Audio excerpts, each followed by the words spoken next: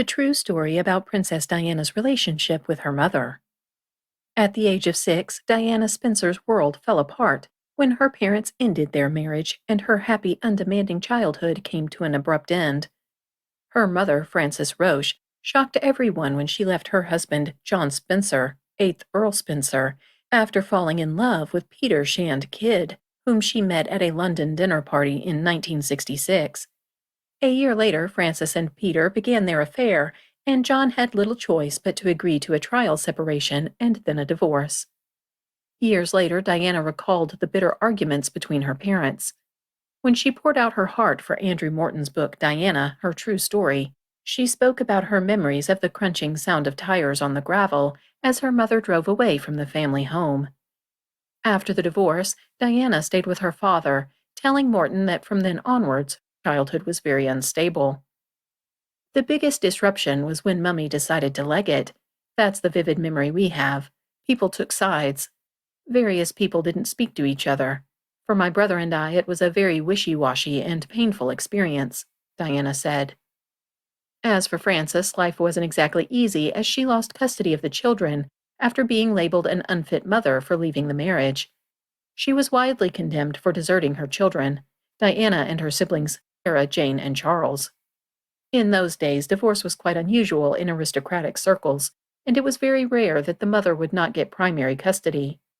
Frances was certainly being punished for having an affair. She fought for custody of her two youngest, Diana and Charles, while the older girls, Sarah and Jane, were sent to boarding school. But Frances lost 2 court cases, and even her own mother turned against her. Lady Ruth Vermoy gave evidence against Frances in court, referring to her as a bad mother. Royal biographer Penny Juror says Lady Vermoy was a terrible snob, saying, she thoroughly disapproved of her daughter leaving the Earl and taking up with a man in trade. According to Sarah Bradford, author of Diana, the children were oblivious to the behind-the-scenes battle over the terms of the divorce and custody arrangements. Bradford writes, the Althorpe divorce caused an upheaval in Norfolk society. Frances was publicly branded a bolter and an adulteress. Emotions were raw on both sides. Frances went through agony when she lost her children, a friend recalled. Torn between love for her devastated father and her absent mother, Diana suffered what would turn out to be a deep and psychologically crippling wound. Journalist Richard Kay, who is a friend of Diana's, has said he believed the Spencers' divorce played a significant role in what happened in Diana's marriage to Prince Charles. According to Kay, Diana's parents' divorce hung like a cloud over much of her life, influencing many of the decisions she made. He believed Diana and her mother shared several similarities. Frances was sort of an older version of Diana. There was friction between them, there is no doubt about it, he said.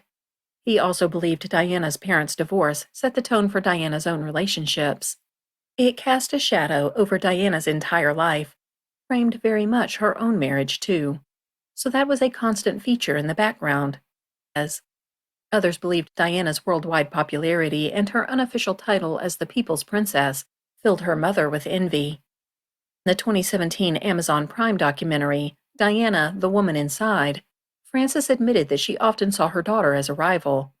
Diana's butler friend Paul Burrell has spoken about a hate-filled and personal attack by Frances in a phone call to Diana just months before Diana's death.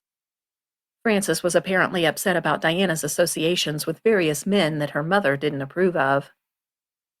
According to Paul, following that conversation, Diana decided not to talk to her mother again, and that was the last time the two women ever spoke.